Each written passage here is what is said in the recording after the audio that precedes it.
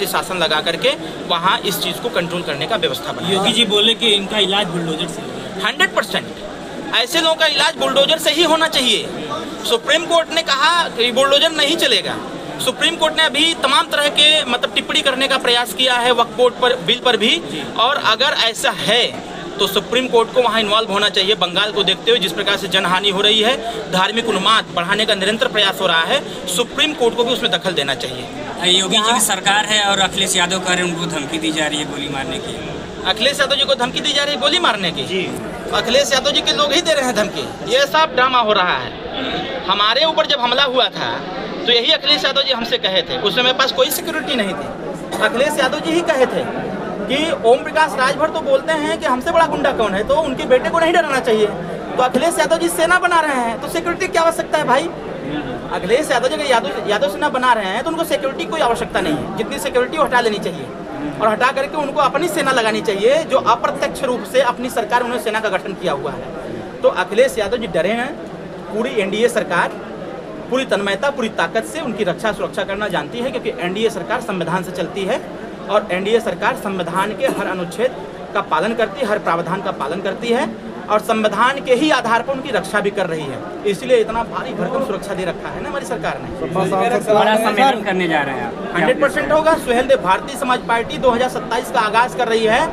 मऊ में झंडा गाड़ेंगे, 2 विधानसभा सीट पर झंडा गाड़ेंगे और उसके पहले त्रिस्तरीय पंचायत चुनाव में भी झंडा गाड़ेंगे और अधिक से सीट जीतने का निरंतर हम प्रयास सर जी मेरा बताइए समय पे बताइए। घोसी विधानसभा में पियुआ ताल ग्राम सभा है, उसमें 70 से 80 घर राजभर परिवार के घर पे बुलडोजर चलने वाला है सर। इसको नहीं चलने देंगे सर। तो मैं मन से बोला हूँ नहीं चलने दूंगा जी। मैं अपने कार्यकर्ताओं को लगाया हूँ कि वहाँ जा करके भौतिक निरीक्षण करिए, कागज पत्र देखिए, जमीन किस मद का है, क्या समस्या है, यह सारी चीज़ों की जानकारी होने के बाद मैं स्वतः इंटरफेयर करूंगा और मैं 99.9% प्रयास करूंगा कि बुलडोजर न चले। 2026 का चुनाव की तैयारी कर रहे हैं और भाजपा 1 नेशन 1 चुनाव की तैयारी कर रही है। क्या बात है, 1 नेशन 1 इलेक्शन 100% होना चाहिए। उसमें यार हम ही तो लगे थे। पार्टी के एजेंडे में है 1 नेशन 1 इलेक्शन, लेकिन इसके साथ साथ एक और एजेंडा था। हम अपनी सरकार से भी मांग किए हैं और माननीय प्रधानमंत्री जी से भी हमने कहा था कि सर 1 नेशन 1 इलेक्शन अगर है होना है तो देश में शिक्षा की स्थिति को देखते हुए देश में 1 नेशन 1 एजुकेशन भी होना चाहिए। एक राष्ट्र एक शिक्षा, तभी जाकर के देश बदलाव में आएगा और देश में एकरूपता आएगी, शिक्षा में एकरूपता आएगी। सब पढ़ें सब पढ़ें। बनारस वाले मिश्रा जी को लेकर के क्या कहेंगे? जानलेवा हमला हुआ है उन्हें, लतिया दिए गए। एक दिन बड़ा शेर बन रहे थे, ऐसा लात खाए कि बिल्ली बन गए। ओम प्रकाश राजभर पर टिप्पणी किए थे महाराज, ओम प्रकाश राजभर पर टिप्पणी किए थे, योगी जी पर टिप्पणी किए थे, बड़ा शान से बोल रहे थे आ जाओ किसी मैदान में 2-2 हाथ हो जाए। तो ये लड़का जाकर के दिमाग ठिकाने कर दिया उनका। अब लेके बैसाखी पर चल रहे हैं, हाथ इधर घुमा रहे हैं, पैर उधर घुमा रहे हैं और आंख जो छोटी छोटी थी वो बड़ी बड़ी हो गई। अब उनको दिख रहा होगा। ये पार्टी के लड़के थे क्या? नहीं, मेरे लड़के नहीं थे।